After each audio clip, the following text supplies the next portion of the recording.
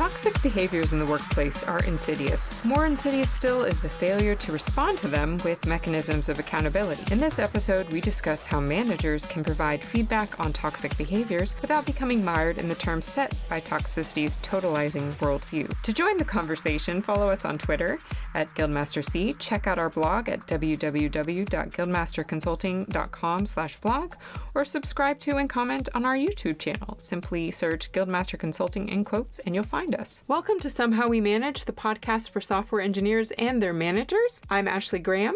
And I'm John Graham. And today we're going to talk about toxicity and totality. So two words that need some definition for sure when we talk about them in the context of the workplace. But I wanted to talk about this because we've been getting some questions about the mention of toxicity. It's kind of been alluded to in some blog posts. And so I wanted to hear a little bit more about your framework and then also apply some of my prior training on totality and totalitarianism stemming from my philosophical background. Does that sound good? Ambitious? Good? Sounds good. All right.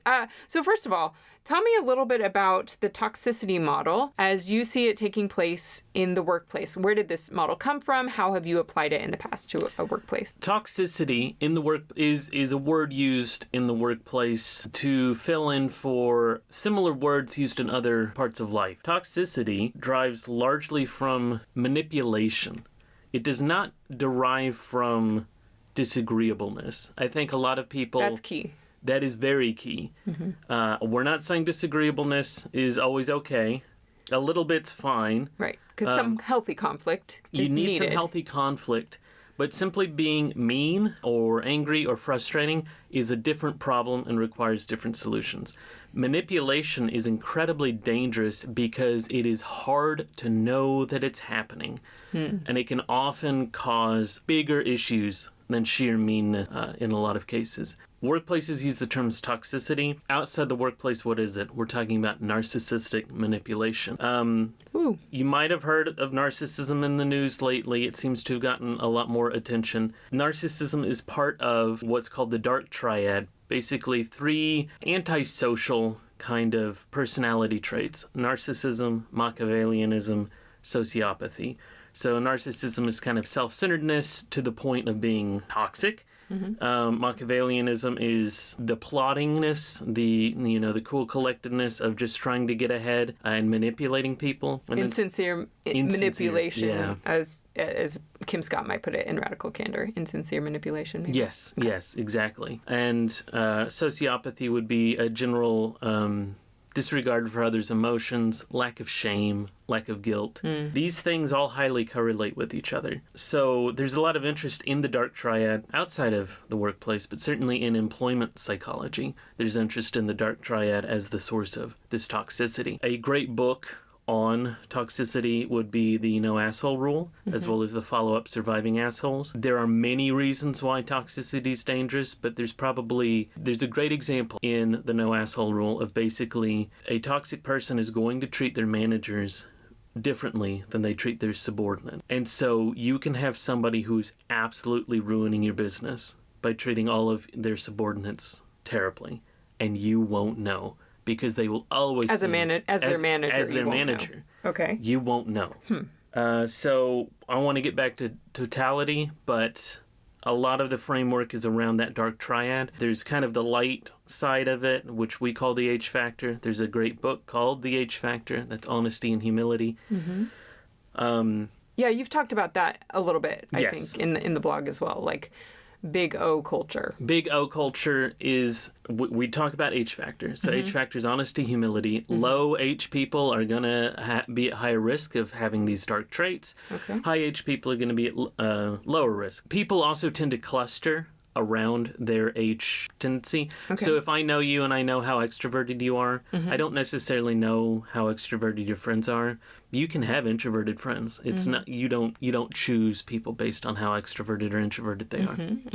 However, over time, especially with adults, you are going to more and more be near people who share your H values. So if you're honest and humble, your friends will tend to be honest and humble. You will have tended to have falling outs with friends who weren't. That doesn't happen with any other personality trait other than openness to experience, where it happens very similarly. If you are open to new experiences, you like art, you like science, you like new things, you like novelty, you're going to tend to find friends that also share those traits, and you will find people who aren't into those things maybe not that fun to hang out with. Okay. So big old culture is about recognizing that human groups tend to stratify along these two different dimensions. So you get kind of 4 different groups: open but dishonest, open and honest, closed and honest, closed and dishonest. And that's going to really drive what culture you have at your company. When we talk about toxicity, we're largely talking about cultures who are attempting to be high H cultures, egalitarian cultures. And what do you do with low H members of that culture? You can have whatever personality we want. It's really important that we focus on behaviors, because it's a high H trait to believe in growth. Yeah. And it's a high H trait to be forgiving and hope the best for people. So where people are going to struggle is, what do I do with these bad behaviors? And it's just the same normal feedback model. Sorry, when you say the normal feedback model. I love Manager Tools feedback model. You can check out Manager Tools podcast, their Manager Tools Basics. They're going to talk about, they're going to basically ask permission. Are you ready to receive some feedback? Sure. We're going to talk about the cue, the concrete cue. When you do X, it has the effect Y. That's good or bad. I'm going to say, please keep it up, or can you do better? How we would modify that feedback for toxicity is manipulation is now okay to call out. People are uncomfortable with calling out manipulation because they're not quite sure what it is. But there are patterns of manipulation, and if you know what they are and have ruled out nearly any other explanation of events, then you can give some feedback on, hey, when you don't tell me the whole truth, it leads to... Right. Again, targeting the behavior, not going into motive. Like, I feel like you're a manipulative person is different than when you do this manipulative tactic. Like, and you don't even have to say manipulation. It's pretty clear when you say, when you lied to me yesterday, it had the effect of causing distrust between us. I don't want that. It damages the team. It damages our relationship. Can we work on this together? Or can you work on this more pointedly? Okay, so that is the ideal model adapted for toxicity. Tell me a little bit about kind of part 2 of my question of how you've tried to implement this in a workplace or tried to consult on this in the past. It's a lot like, and I just happen to be working on a blog post on software patterns, but it's a lot like patterns. Being aware of what things are can help. It can help give you the abstractions you need to understand what's going on. Especially for me, a lot of these things seem just so foreign. These behaviors, because they just never occur to me. And I'm like, no one would do that. No one thinks that way. H Factor shows people do think that way. Plenty of academic as well as philosophical literature shows people have been thinking like this for a long time. So it requires a bit of familiarization. And you do need to kind of understand some of the underlying strategies are not actually complex. Okay. Much of what leads to obvious manipulation, like lying, gaslighting. Gaslighting is a form of lying. Trying to wedge people out, trying to sow dissent between... Triangulation. It's actually not that complex behaviors that are pretty easily learned as early as childhood, and they just work. They just work. You have to get out of the mindset that people are sitting around plotting and planning these elaborate schemes to get ahead. Instead, they are just spreading rumors to anyone who will listen. And eventually they get a breakthrough, right? So you're saying it's kind of more habitual than planned? I mean, because that's what's interesting. When you hear manipulation, you think hands, right? That's the root of the word. It's like forming them in ways that they want. And it can feel very much like... puppet master, manipulator. But you're saying that actually that these are kind of behavioral habits that are also reinforcing of mental habits, right? Mutually reinforcing. And so it's not helpful to actually get into accusations of an elaborate plan. Yeah, because while I'm sure the highest Machiavellians might have an elaborate plan, usually the plans aren't that elaborate. You don't need elaborate plans. to be that effective. Let's talk about a case in point that's in the news right now. Sure, yeah. We have two toxic behaviors that are incredibly easy to see. We have projection, and we have that just constant lying with the Russia invading of Ukraine. Russia is claiming that they are invading Ukraine to denazify it. Meanwhile, Right. any scholars of fascism, right, would understand Russia's probably way more fascistic, right, than Ukraine. A lot more reliant on conspiracy theories, on grand Propaganda, narratives, yeah. on propaganda, on authoritarianism. And I think that's something that we want to talk about. Is Yeah, we'll when we pin that. Yeah, when we introduce the term toxicity, how do we stop people from just using it as a weapon? When we A introduce grand narrative, another grand narrative for Yes. propaganda purposes, yeah. You can also see the fire hose of lies is what it's called. There is no big scheme. There is no grand plan of exactly the beliefs that Russian intelligence officers want to implant in Ukraine, in the Russian people, in American people. They just will make up anything. And you see what sticks. You see what starts to grow. If you know a couple of different patterns, like if people are ever fighting, quietly approach both sides and say you agree with them. That will make the fight worse. It's little things like that. And another cultural reference, let's talk about Game of Thrones. Chaos is a ladder. If you are just going around trying to sow dissent with whoever you can do it with and get away with it, eventually an opportunity will arise, and it'll make you look like some sort of chess grandmaster because you were the instigator of all of it, but it rules out all of the other things that fell apart, and you just happen not to be caught. Right. So it's not really a master plan. It's just a way of navigating the world through habits that sometimes break through, or in the case of propaganda and in the Russia example, it truly is just a barrage of media and messages and seeing what takes off, very literally following the analytics for a social media campaign to see what sticks. Weaponized toxicity. When you kind of gave this model to organizations, how did you do that? And what were some of the consequences of it? Because I have to be honest, one of the concerns I have with some of this language is it can feel very good versus evil. I mean, you hear that even in the Russia versus America or democracy versus fascist countries,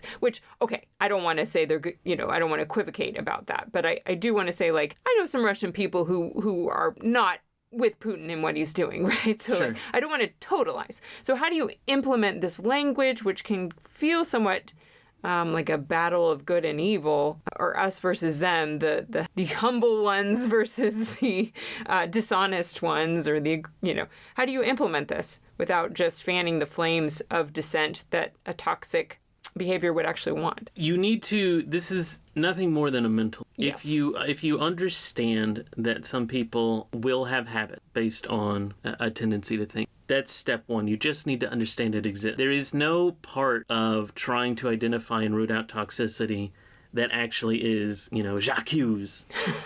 In fact, I would say because of that projection, that is a sign of, toxic behavior. Who is just going around Accusing everyone of being toxic.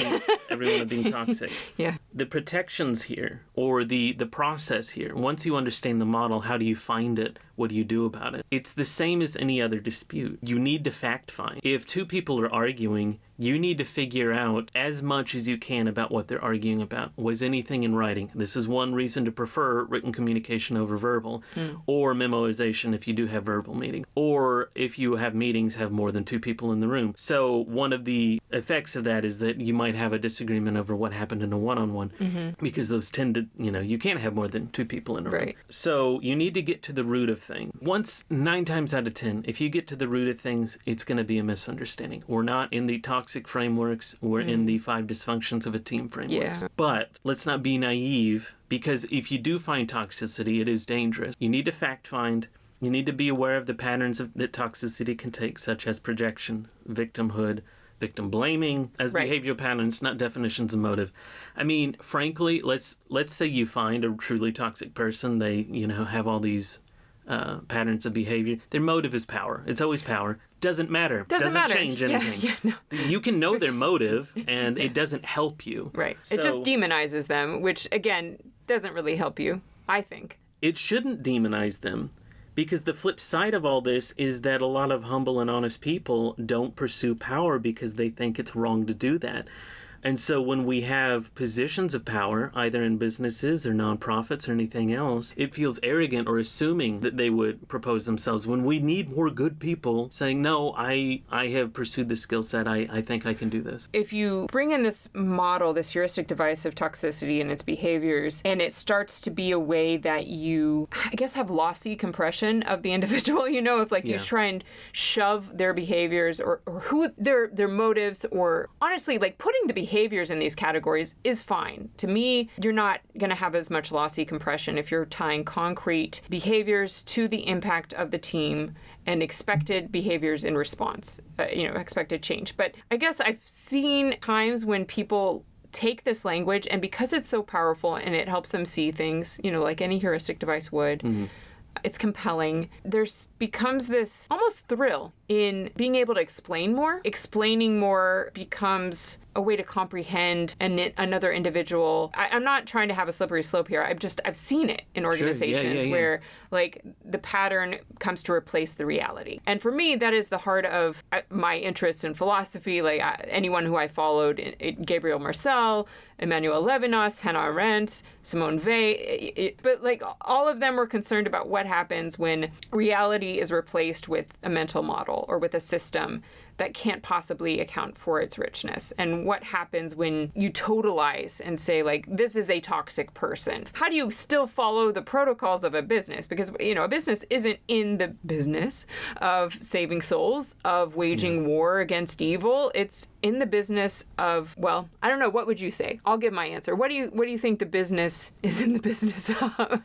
It's you're like trying a software to, shop. Yeah, you are trying to generate wealth for all stakeholders. People get a job at a business because it will give them a salary. Investors invest in the business because they'll get a return. Consumers buy from the business because they're getting more bang for their buck from that product than others. I want to almost take a step back and, our enemies will accuse us of the very thing, right? Whether we do it or not, sort of stuff that you see with the Russia-Ukraine events, yeah. It doesn't matter what we do. What is toxicity replacing? It's replacing meanness. Before, you could just accuse somebody of being mean. Let's give an example of, let's say you were manipulating them and poking them until they finally got upset and frustrated, and now you accuse them of being mean. It used to be meanness or aggression or something like that. Disagreeableness. Was the thing to get someone on. And it's easy to make it look like the person who's actually the victim is the perpetrator. And that's all that's happening here. I'm not necessarily disagreeing with your point.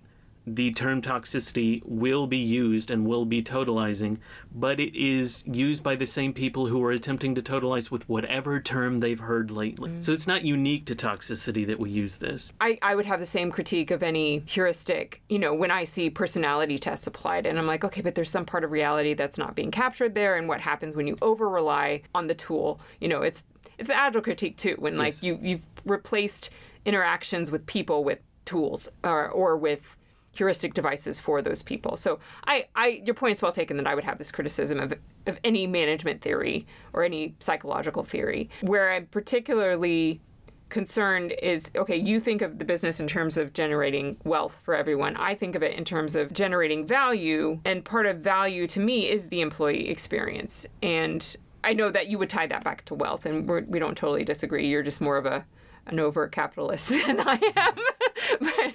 but I have seen, even when you were discovering this model, to be candid, you were seeing it everywhere, right? Once you read this book, and I shared this book with others like the H Factor, you were seeing it everywhere, and it was starting to impact your ability to see things outside, like exteriority to this theory, because it was so painful. Like once you see the pain, you can't look away, in a sense. Like you're seeing it everywhere in the organization. You're wanting to root it out because you're seeing the harm it does.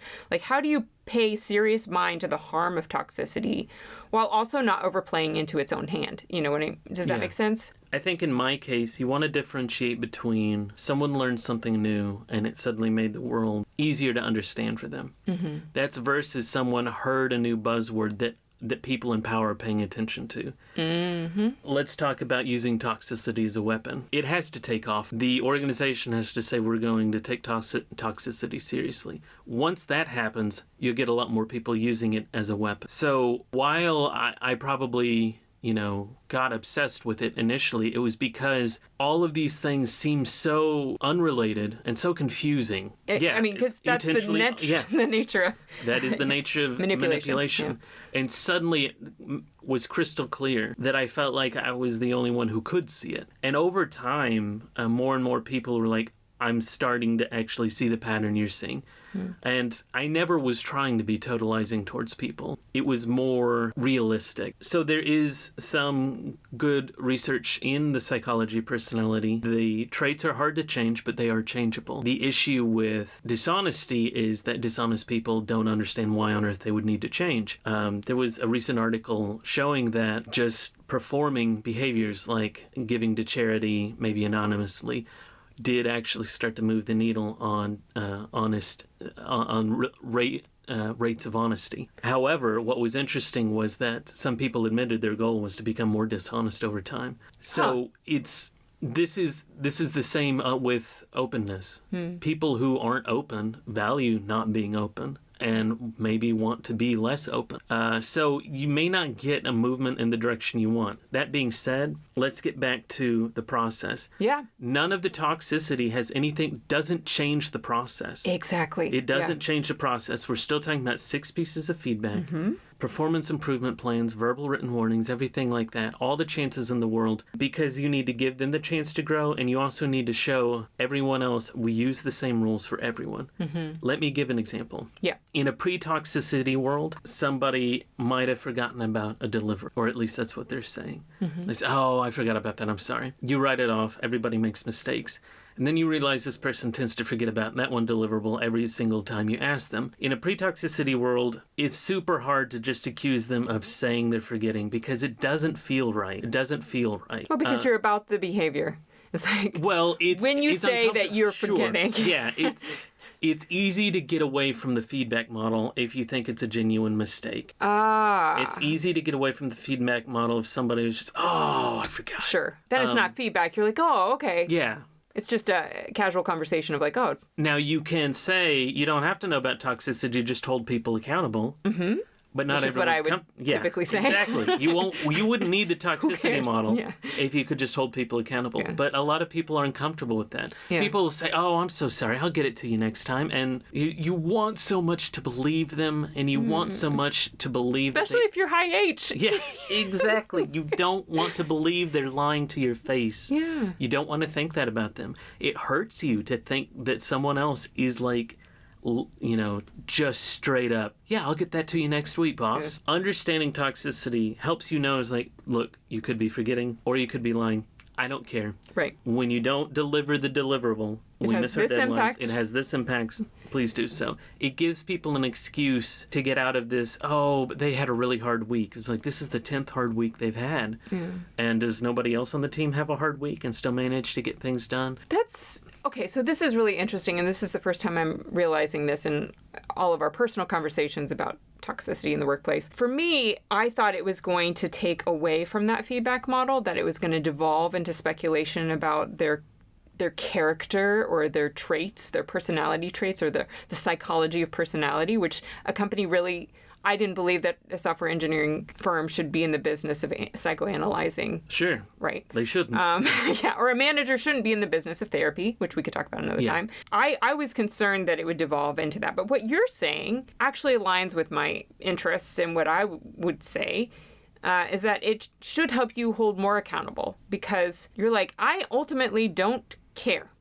Yeah. I don't care why you miss this or that. You cannot sidetrack me with manipulative talk. Ultimately, this model helps you to stay to the behavior, its impact, and the changes required. It helps with accountability. That's the first time I'm understanding that about your use of this model. So thank you. Frankly, the big light bulb for me was that these behaviors are far more prevalent than I ever thought they were. Just that adjustment of my Bayesian priors allows me to give feedback more regularly, because I'm like, well, it could be this. And you want to nip it in the bud a bit, because the impact to them and to the team. You want to nip it in the bud. The behaviors have pattern, and one of the patterns is victimhood. And victimhood is astoundingly good at not receiving critical feedback, right?